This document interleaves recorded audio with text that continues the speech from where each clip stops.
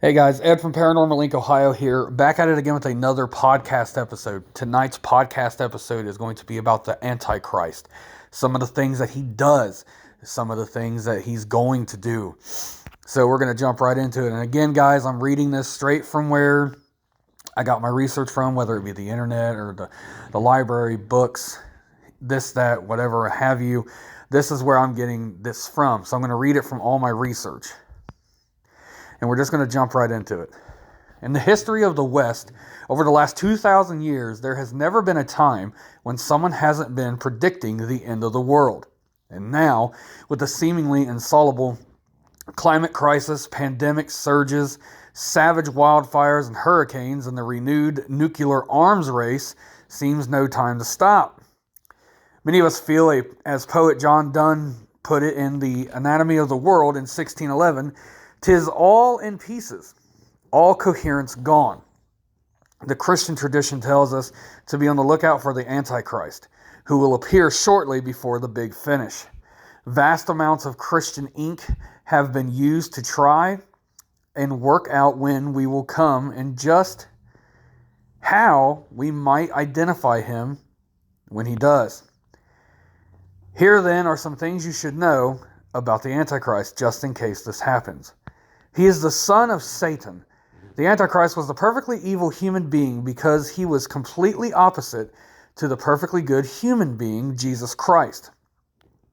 Just as Christians came to believe that Jesus Christ was the Son of God, so they thought that the Antichrist was the son of Satan. Jesus was born of a virgin, so the Antichrist would be born of a woman who was apparently a virgin, but was really a whore. Where Christ was God in the flesh, the Antichrist was Satan in the flesh. In the Christian New Testament, there are only 3 passages that mention the Antichrist. All in the letters of John: 1 John 2, 18 through 27, John 4, 1, 6, 2, John 7. They suggest that the end of the world should be expected at any moment.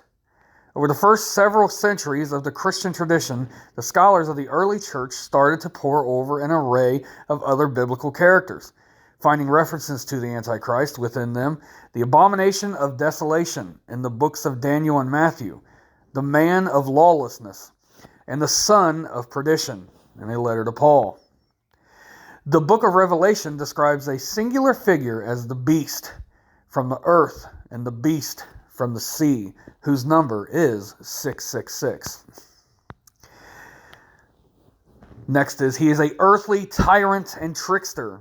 By the year 10,000, the main outlines of the first of 2 narratives about the Antichrist was in place thanks to the noble-born Benedictine monk and abbot named Adso of Monster in Dur. I probably destroyed all of that, and I am so sorry to whoever's language that is. 920 to 92. He wrote a treatise on the subject. According to him, the Antichrist would be a Jew from the tribe of Dan and born in Babylon. He would be brought up in all forms of wickedness by magicians and wizards. He would be accepted as the Messiah and ruler by the Jews in Jerusalem. Those Christians whom he could not convert to his cause, he would torture and kill.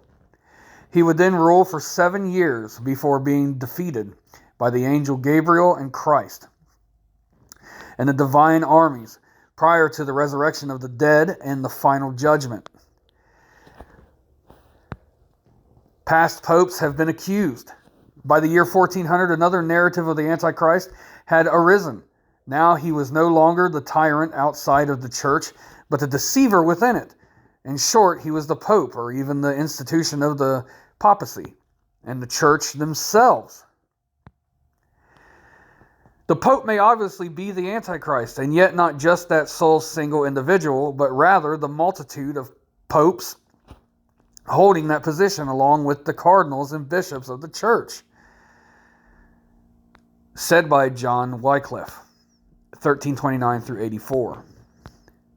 This was a position on the Antichrist adopted by the Protestants at the time of the 16th century.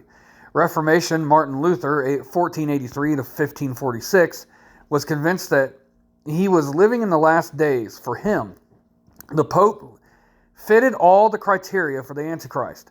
The Pope, he declared, is the true end times Antichrist who was raised himself over to set himself against Christ. Let me say that again, because I don't know what happened there. Like, I had a word wreck where everything just kind of came together. And again, I know you guys come here to laugh because I can't read my own words and then I stumble on my own words. Let's try that again. For the Antichrist, the Pope, he declared, is the true end times Antichrist who has raised himself over to set himself against Christ. He is one in many. Within conservative Christianity over the last century, antichrists have multiplied. The Antichrist has become a general category available for application to any array of individuals, collectives, and objects as the demonic other. Generally, predictions of a tyrant outside the church now dominate the idea of a deceiver within it. American presidents are well represented when it comes to accusations of being the Antichrist, usually from the conservative religious right. Ronald Reagan, John F. Kennedy, and Barack Obama have all been mentioned. Donald Trump is gaining popularity as a worthy candidate, with ethics scholar D. Stephen Long suggesting he represents not a single person but a political pattern that repeats itself by taking on power to oppress the poor and the just. American evangelist Jerry Falwell, known for his controversial views on apartheid, homosexuality, Judaism, climate change, and the Teletubbies, once said, the Antichrist will be a world leader. He'll have supernatural powers. Hillary Clinton is, to the best of my knowledge, the only female candidate. U.S. Republican politician Ryan Zink, who was U.S. Secretary of the Interior in the Trump administration from 2017 until his resignation in 2019, through the accusation in 2014, she later reassured him at Trump's inauguration that she wasn't the Antichrist. Osama bin Laden was a favorite until his death, as was Saddam Hussein. Marks of the beast have even been discerned by some in supermarket barcodes and pet microchips.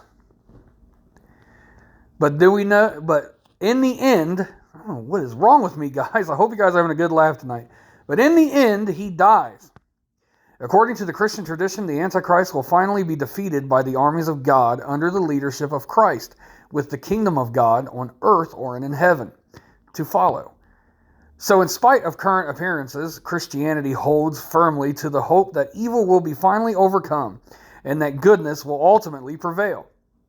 The core idea of the Antichrist, of evil at the depths of things, lays upon all of the ethical imperative to take evil seriously. Whether the end is nigh or not, we should work to minimize harm and maximize the good in the here and now. The Antichrist will come, guys, and everybody says all the time that signs of the apocalypse, times of Armageddon are near. The end is near. It's drawing closer and closer. The Antichrist will appear and will take form of a human to try to bring upon peace on earth. He will. He'll try to bring peace on earth. He'll lead you to believe that he's the best thing in the world. And then tribulation begins. And that's when you're going to see the true side of the Antichrist. He wants to bring nothing but death and plague and chaos to the world. He works at the right hand of his father, Satan. He is evil. He will be here. Nobody knows when. Only God knows. And I hope when it does come that I'm not here, that I'm in heaven. So I hope you guys enjoyed tonight's episode of The Antichrist. Sorry, I stumbled through a lot of my words. I don't know what's going on. And I get so out of my own norm, I guess. You know, I'm still nervous when I do these. I mean, I've done a lot of these, and I still get nervous about this.